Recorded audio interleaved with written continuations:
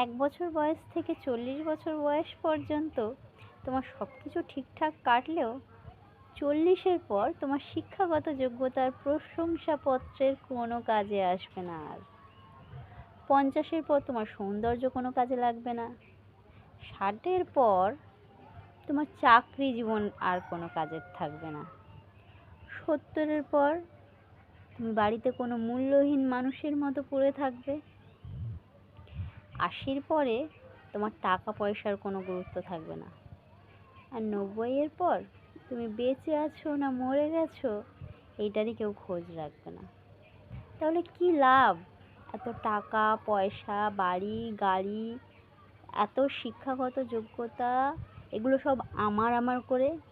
আমার বলে কিছু থাকে না। একটা নির্দিষ্ট সময়ের পর না কোনো কিচ্ছুরই আর দাম থাকে না। তাই জীবনটা আজ থেকে শুধরাতে আরম্ভ করো।